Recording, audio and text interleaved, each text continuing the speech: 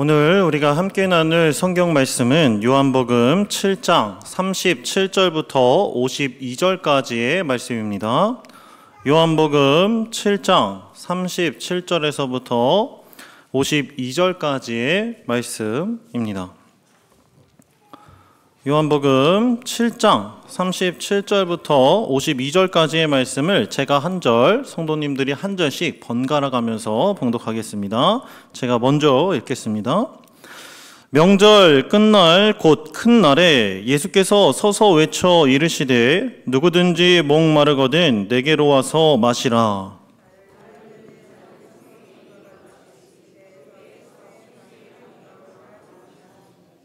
이는 그를 믿는 자들이 받을 성령을 가리켜 말씀하신 것이라. 예수께서 아직 영광을 받지 않으셨으므로 성령이 아직 그들에게 계시지 아니하시더라.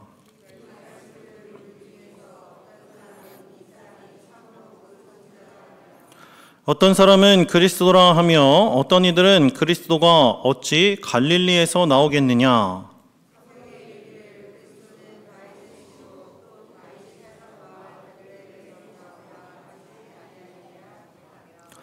예수로 말미암아 무리 중에서 쟁론이 되니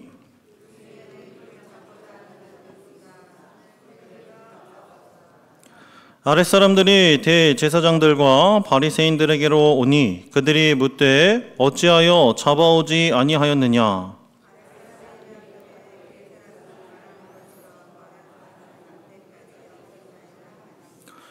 바리새인들이 대답하되 너희도 미혹되었느냐. 율법을 알지 못하는 이 무리는 저주를 받은 자로다.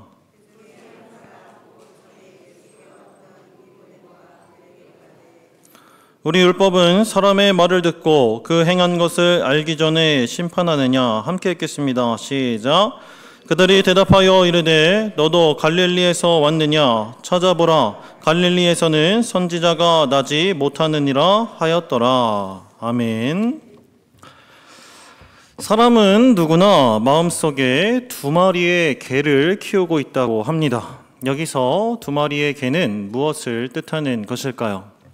그것은 바로 선입견과 편견입니다. 선입견이란 어떤 사람이나 사물 또는 주장에 대해서 직접 경험하지 않은 상태에서 미리 마음속에 굳어져 버린 견해를 말하고, 편견이란 한쪽으로 치우친 공정하지 못한 생각이나 견해를 말합니다. 선입견과 편견은 그 뜻이 비슷하나 큰 틀에서 보면 개인의 선입견이 모여 다수의 편견이 되는 것이므로 편견이 선입견을 포괄하는 더 큰 개념으로 볼 수 있습니다. 그래서인지 선입견과 편견은 사전적 정의는 다르지만 우리 생활에서 비슷한 의미로 사용됩니다.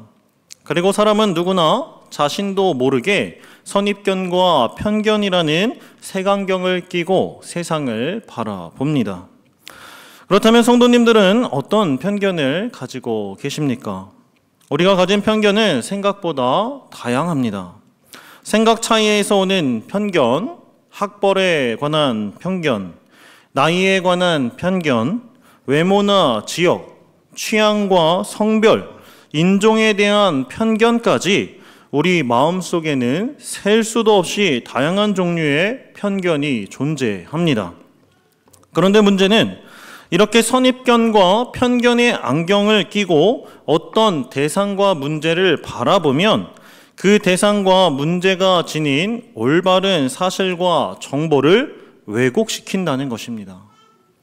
왜냐하면 경험하지 않은 상태에서 굳어져 버린 선입견이 한쪽으로 치우친 편견이 되고, 편견은 올바른 사실과 정보, 즉 진리를 자신이 세워놓은 틀 안에 가둬놓고 왜곡된 사실을 진리로 믿는 고정관념이 되어버리기 때문입니다. 스스로 진리를 왜곡시켜 자신이 믿고 싶은 대로 믿게 되어버리는 것이죠. 그리고 이러한 문제는 인간관계에서 쉽게 오해를 불러일으키며 나아가 서로의 관계를 무너뜨리고 찢어놓는 분열의 원인이 됩니다. 분열의 원인. 분열이란 집단이나 단체, 사상 따위가 갈라져 나뉜다는 뜻입니다.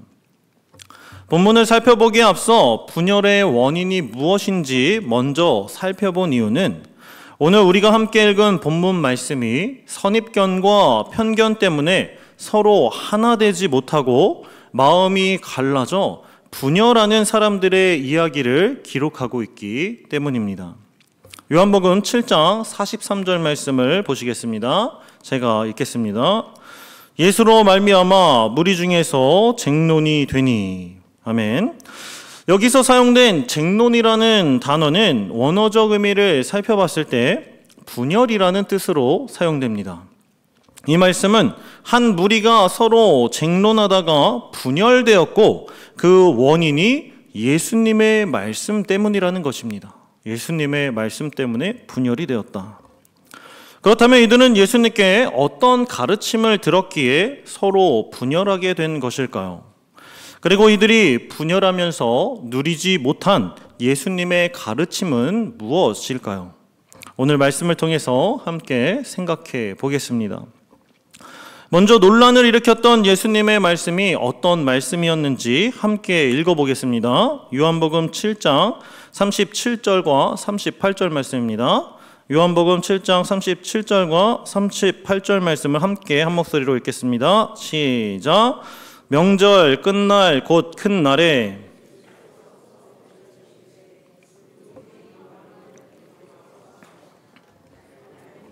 성경의 이름과 같이 그 배에서 생수의 강이 흘러나오리라 하시니. 아멘.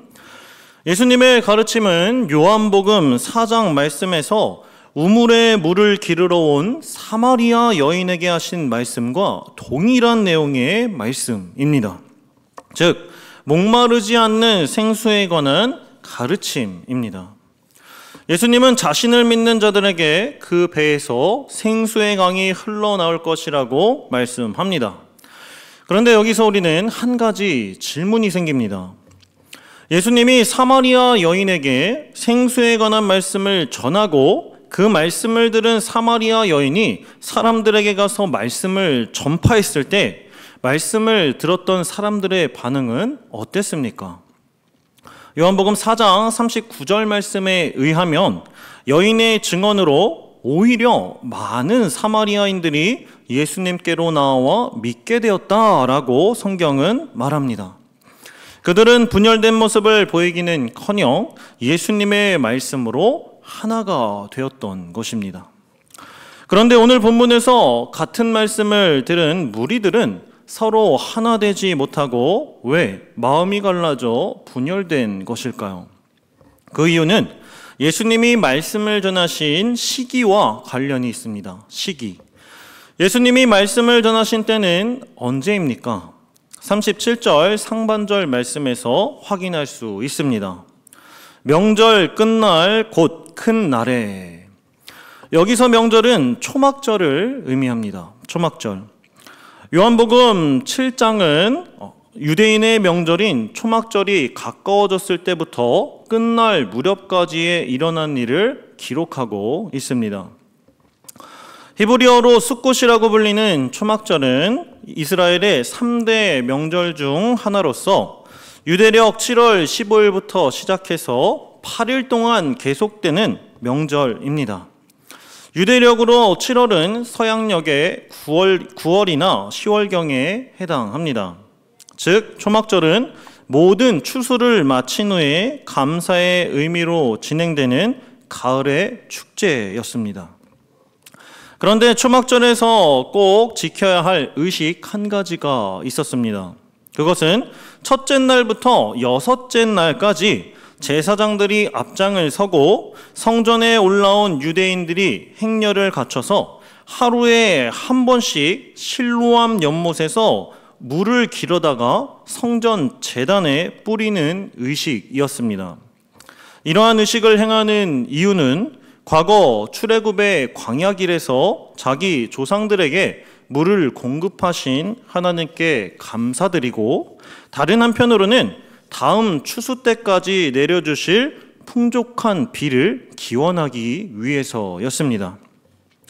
일곱째 날에는 제단에 물을 뿌리는 이러한 의식을 7번이나 연속적으로 행하고 모든 예식이 끝난 그 다음 날에는 안식일처럼 육체의 노동을 일절 금하고 온 회중과 함께 성회로 모여 하나님께 희생 제물을 드리면서 절기의 마지막을 마무리했습니다. 이날은 지난 일주일 동안 날마다 성전 제단에 부었던 물 예식도 거행하지 않았습니다. 바로 이날이 37절 말씀에 기록된 명절 끝날 곧 큰날인 것입니다. 예수님은 성전에 모인 회중들 앞에 서서 누구든지 목마르거든 내게로 와서 마시라 라고 외치셨습니다. 그리고 나를 믿는 자는 성경이 말하는 것처럼 생수의 강이 그 배에서 흘러나오게 될 것이다 라고 약속하셨습니다. 초막절이 끝나는 날 선포하신 예수님의 가르침, 그리고 비를 기원하는 그들의 의식 속에서 이스라엘 민족이 초막절을 지키는 이유와 감사의 의미가 바로 예수님 자신과 관련되어 있다라고 모든 사람들 앞에서 선포하신 것입니다. 즉 예수님은 명절을 지키기 위해 예루살렘에 올라온 수많은 무리들과 종교 지도자들에게 내가 메시아다라고 선포한 것이나 다름없었습니다. 그렇다면 초막절 예식 중 물을 기원하는 배경 가운데 이루어진 예수님의 선포는 사람들의 이목을 집중시켰을 것입니다. 왜냐하면 구약의 말씀을 잘 알고 있는 이스라엘 백성들은 예수님이 선포하신 생수에 관한 말씀을 듣고 이 땅에 오셔서 온 천하를 다스리고 이 땅에 자신들의 왕이 되어 주실 메시아를 떠올릴 수 있었기 때문입니다.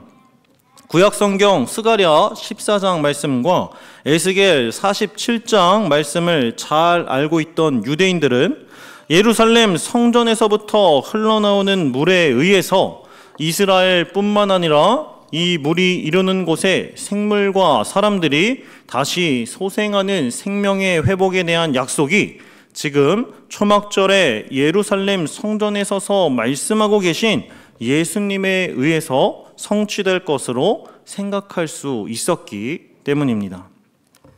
이런 이유 때문에 수많은 무리들은 예수님의 말씀을 듣고 서로 논쟁하고 분열되었던 것입니다. 예수님의 말씀을 들은 유대인들은 크게 두 가지 무리로 나뉘었습니다. 요한복음 7장 40절부터 42절까지의 말씀을 함께 한 목소리로 읽어보겠습니다. 시작. 이 말씀을 들은 무리 중에서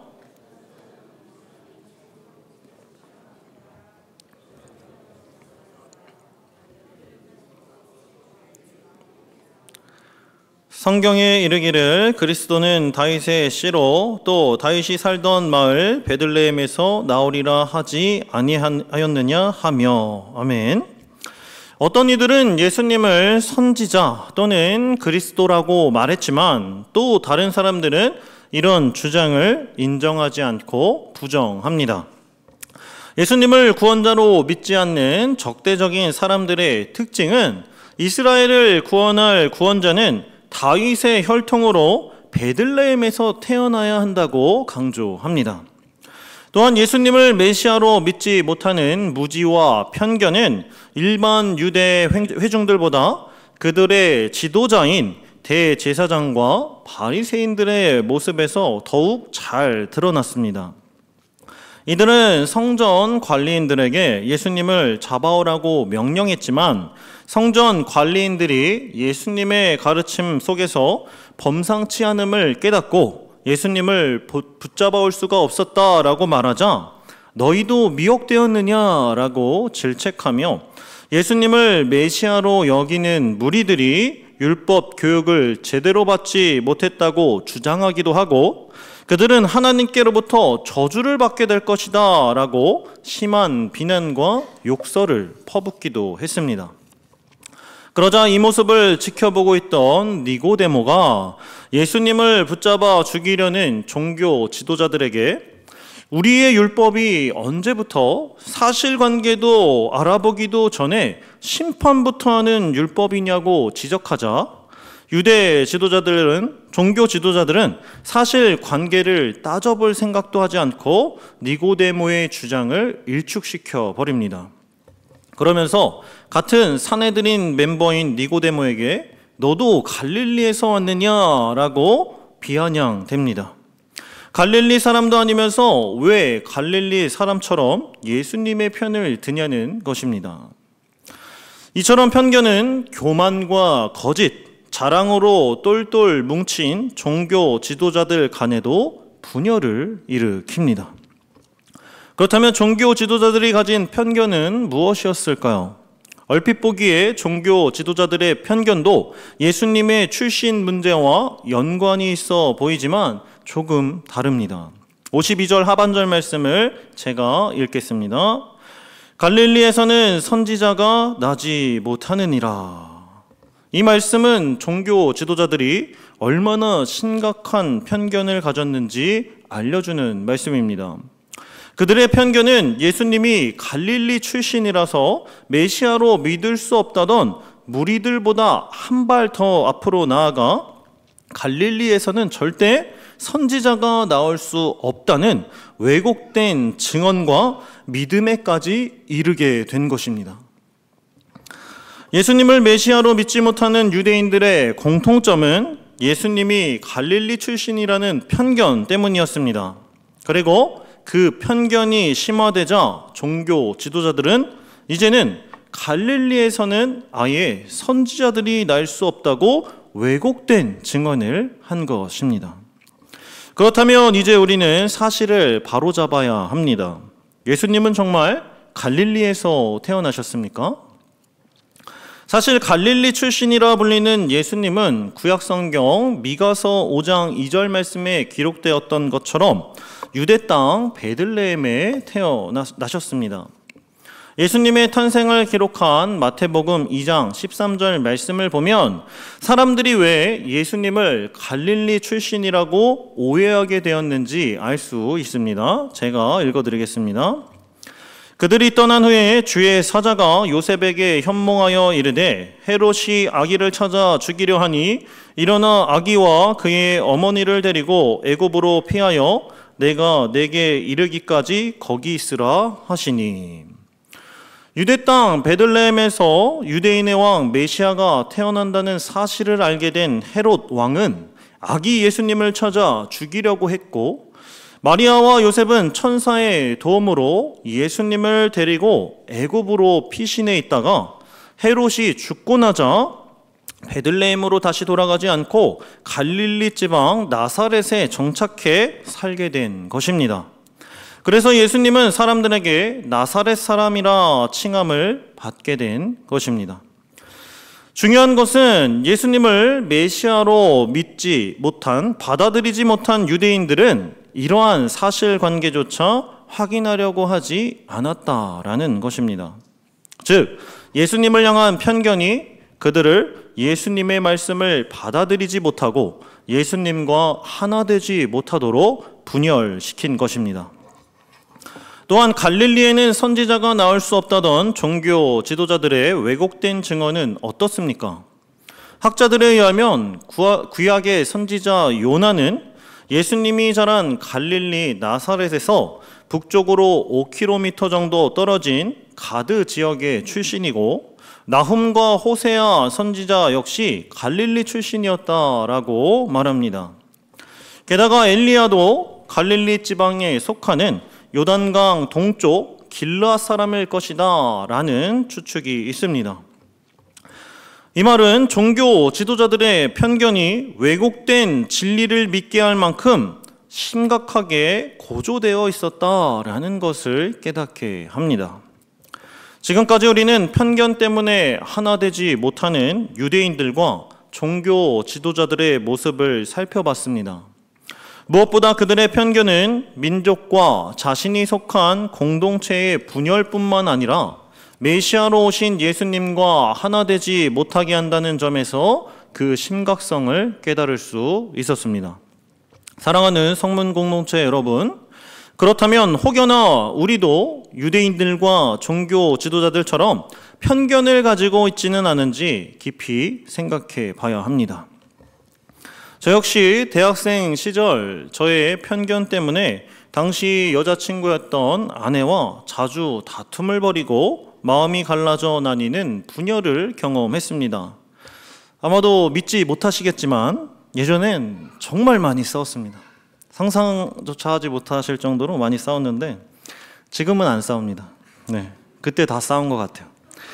되게 부부들이 그렇듯이 저희는 보통 생각 차이에서 오는 편견이 많았습니다. 대학생 시절을 보내고 있고 또 겪어본 성도님들은 수업을 결석하고 놀러 가는 일을 어떻게 생각하십니까? 수업을 결석하고 놀러 가는 일, 옳지 않은 일이라고 생각하십니까? 아니면 옳지 않은 일까지는 아니고 그럴 수도 있겠다라고 생각하십니까? 저는 학과 수업을 결석하고 놀러 가는 일은 학생의 신분으로서는 도저히 있을 수도 없는 일이고 상상조차 해보지 못한 죄, 옳지 않은 나쁜 일이다라고 생각했습니다. 그런데 저희 아내는 아주 가끔 수업을 빠지고 놀이동산이나 동물원 같은 곳에 놀러 가도 나쁜 일이 아니라고 생각했습니다. 그래서 아내를 위해 큰 마음을 먹고 하루 수업을 빠지고 함께 놀러 가면 저는 항상 잘 놀다가도 이제 오후가 되면 마음 한쪽이 불편해서 마음 편히 놀지 못하거나 곧 얼굴이 굳어지곤 했습니다. 왜 그랬을까요? 죄를 짓고 있다는 생각에 휩싸여 버렸기 때문입니다. 그래서 항상 잘 보낼 수 있는 그 시간을 다툼으로 망쳐버리거나 말로 크게 상처를 주었던 기억이 생각납니다. 그런데 사실 수업을 빠지고 놀러 가자고 말하는 아내가 그 행동이 나쁜 일이 아니라고 말한 적은 단 한 번도 없었습니다. 그것은 그저 아내의 모습을 보고 판단한 저의 편견이었던 것입니다. 사실 확인을 위해 아내에게 조심스럽게 물어봤습니다. 기억력이 굉장히 좋거든요. 그날 어떻게 싸웠는지의 주제까지 다 기억할 만큼 기억력이 좋습니다. 밥을 먹으면서 조심스럽게 여보, 우리 대학생 때 있잖아. 가끔 수업 빼먹고 놀러 갔잖아. 그런데 그때 수업을 빼먹고 놀러 가는 일이 나쁘다고 생각했어? 아니면 나쁘지 않다고 생각했어? 라고 물어보니 아내는 이렇게 대답했습니다. 잘한 일은 아니지. 저는 이때 너무 놀랐고 아내에게 미안했습니다. 저는 수업을 빠지고 놀러 가자는 아내가 그러한 일을 나쁜 일로 생각하지 않았기에 제안했다고 생각했던 것입니다. 이것이 저의 편견이었습니다. 그렇다면 그 시절 저희 아내는 왜 저에게 수업을 빠지고 놀러 가자고 말했던 것일까요? 지나고 나서 보니 아내는 저와 함께 보내는 대학 시절 가끔은 행복한 추억을 하나하나 만드는 것이 수업 시간을 지키는 일보다 더 중요하고 소중한 일로 생각했던 것입니다.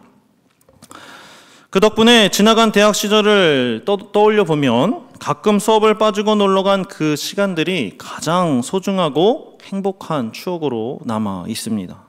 아내 역시 좋았던 기억만 생각해 주어서 감사할 따름입니다. 이처럼 자기 자신이 만들어 놓은 편견은 상대방과 서로 하나 되지 못하도록 분열시키며 우리가 누려야 할 행복한 감정이나 상태를 제한시켜 버립니다. 저뿐만 아니라 성도님들의 가정을 생각해 보시면 잘 이해하실 수 있을 것입니다. 부부간에 서로가 세워놓은 편견 때문에 성도님들이 가정에서 누려야 할 이미 임한 하나님 나라의 축복을 스스로 까다롭게 제한하고 있지는 않은지 생각해 보셔야 합니다. 자신이 세운 편견 때문에 사랑하는 자녀들과 배우자의 마음을 쑥대밭으로 만들어 놓고 행복한 가정생활을 파괴하고 분열시키고 있지는 않은지 우리는 되돌아봐야 합니다. 부부간에 서로 가진 편견을 내려놓으면 서로를 향한 사랑의 마음을 발견할 수 있을 것입니다. 그런데 더 심각한 문제는 말씀을 통해 살펴본 것처럼 이러한 편견이 우리의 가정과 일상생활에서 뿐만 아니라 신앙의 모습 속에서도 나타난다는 것입니다. 종교 지도자들의 생각은 편견을 넘어 부와 권력과 명예를 지키기 위해 율법을 자신들의 성공의 수단 그리고 우상으로 만들어버린 모습은 아닌가 생각됩니다. 한쪽으로 지나치게 기울어진 편견은 자칫 잘못하면 하나님의 말씀을 오해하고 자신만의 우상을 만드는 일로 발전할 수도 있다는 말입니다. 미국 뉴욕 리디머 교회의 설립자인 팀 켈러 목사님은 자신의 저서 내가 만든 신에서 우리가 하나님보다 더 중요한 것, 하나님보다 더 크게 생각을 차지하는 것, 하나님만이 주실 수 있는 걸 다른 데서 찾으려는 모든 시도가 우리가 만든 신이라고 이야기하며 하나님의 자리에 하나님을 모실 때 나머지 모든 삶의 좋은 것들이 제자리를 찾을 수 있다라는 깨달음을 전합니다. 하나님의 자리에 하나님을 모실 때라는 말을 잘 기억하시기 바랍니다. 하나님의 생각과 진리보다 자신이 세워놓은 편견을 더 크게 생각하고 믿는 모습이 우상을 숭배하는 모습과 동일하며 그런 사람은 하나님의 말씀을 따르지 않는다는 입장에서 하나님과의 관계가 분열된 사람이라고 말할 수 있습니다. 이처럼 신앙생활에서도 우리가 가진 편견은 예배 시간 누려야 할 기쁨과 행복을 제한시킵니다. 찬양을 인도하고 찬양 팀원들을 섬기는 저는 팀원들에게 종종 이런 고민을 듣습니다. 자신이 찬양하는 모습 때문에 예배를 드리는 성도님들이 예배에 집중하지 못하고 힘들어한다는 이야기를 들어서 찬양팀을 계속 섬겨야 할지 고민이 된다는 이야기입니다. 그래서 저는 이런 질문을 하는 팀원에게 이렇게 말씀드립니다. 물론 앞에서 예배를 인도하는 찬양팀은 실력과 자세를 갖춰야 함은 맞지만 다양한 편견 때문에 생겨난 이야기 때문에 찬양하면서 누려야 할 하나님과의 소통과 은혜를 스스로 제한하지 말 것을 당부합니다. 사랑하는 마음으로 전해주는 충고는 감사하게 받아들일 수 있지만 찬양과 기도, 말씀에 집중하지 못하고 사사건건 예배를 편견의 시각으로 바라보는 사람의 말은 신경 쓰지 말 것을 당부합니다. 아마도 이런 편견에 휩싸인 사람은 세례 요한을 찾아가 이렇게 말할 것 같습니다. 옷 좀 똑바로 입고 말씀을 전하세요. 낙타 털옷에 묻은 메뚜기 뒷다리와 석청을 사람들이 보면 사람들이 당신이 전하는 복음을 듣겠습니까? 라고 말입니다. 문제는 이러한 편견의 충고가 주님이 피로 사신 교회 공동체를 분열시킨다라는 것입니다. 이런 편견의 충고가 교회 공동체를 분열시킵니다.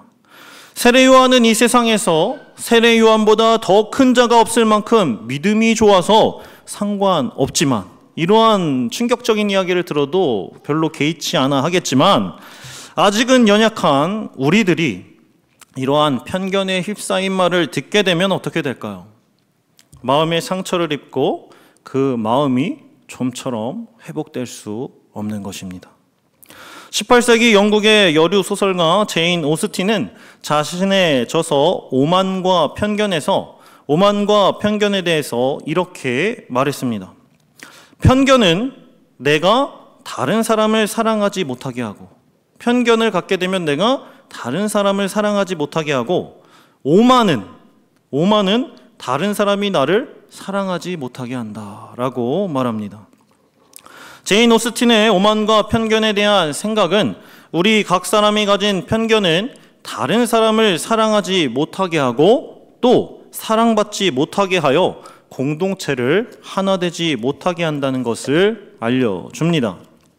이처럼 편견은 심각한 문제를 발생시킵니다. 그래서 사도 바울은 고린도 교회에게 보내는 편지에서 그리스도의 몸인 교회는 분리되어서는 안 된다라고 권면합니다. 복음으로 하나 된 예수님의 교회는 분열되지 않고 하나 되어야 합니다. 그러나 오늘날 여전히 교회는 분쟁으로 없어지거나 아니면 두 가지 형태의 집단으로 분열되는 모습을 쉽게 전해 듣거나 경험할 수 있습니다. 또한 교회가 분열되는 것 이외에도 성도와 성도의 관계가 분열이 일어나고 목회자와 성도 사이에 분열이 일어납니다. 우리는 편견으로 인한 이러한 분열의 문제들을 어떻게 해결할 수 있을까요?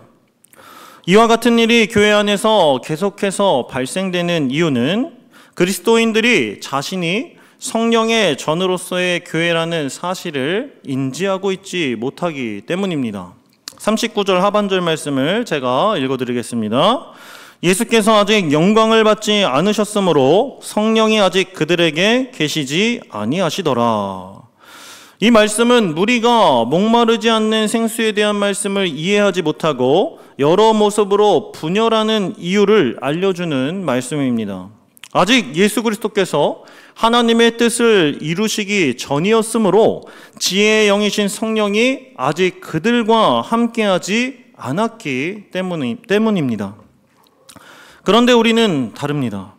예수님은 죽기까지 순종한 겸손한 모습으로 하나님 아버지의 영광이 되셨으며 부활 승천하시면서 그 복음을 믿은 그리스도인들에게 우리 각자에게 성령 하나님을 보내주셨기 때문입니다.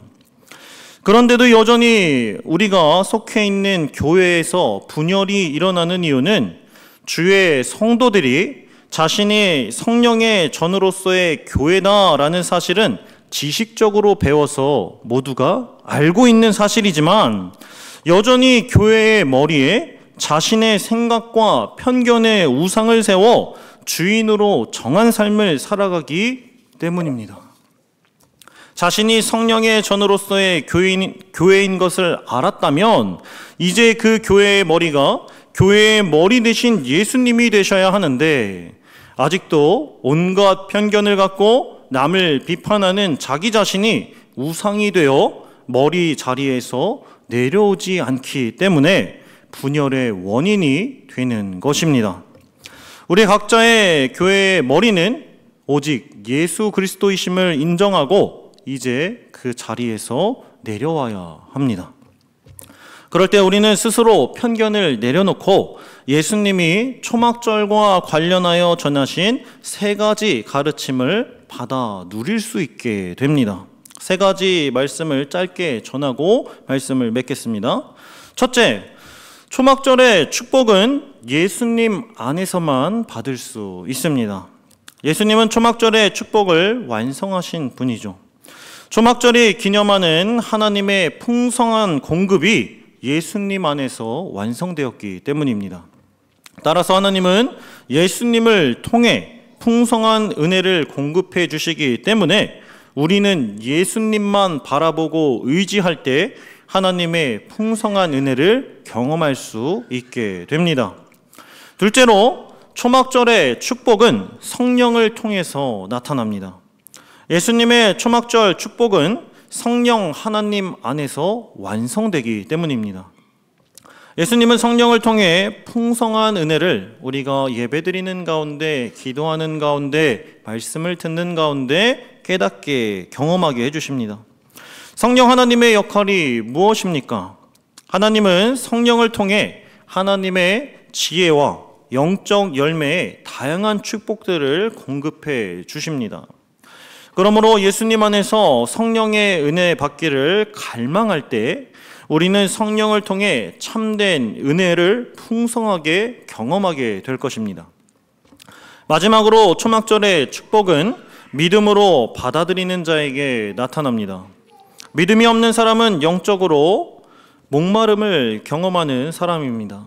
영혼의 갈증이 계속되면 그 사람의 영혼은 메말라 죽게 됩니다.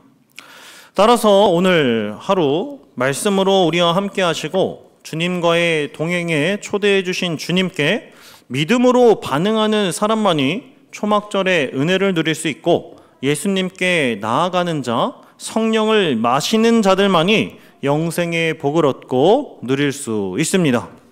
그러므로 믿음으로 예수님께 나아가며 믿음으로 성령을 사모하시길 바랍니다. 말씀을 정리하겠습니다. 오늘 초막절과 관련하여 말씀하신 영원한 생수의 말씀은 예수님 안에 성령 하나님을 통해 그리고 믿음으로 받을 수 있는 축복이라는 것을 알게 되었습니다. 앞으로의 삶을 살아갈 때 이 말씀을 마시고 영생의 축복을 누리고 전하시길 바랍니다. 그리하여 예수 그리스도의 말씀으로 분열되지 않고 하나 되는 성문 공동체가 되길 예수 그리스도의 이름으로 소망하고 축복합니다. 우리 함께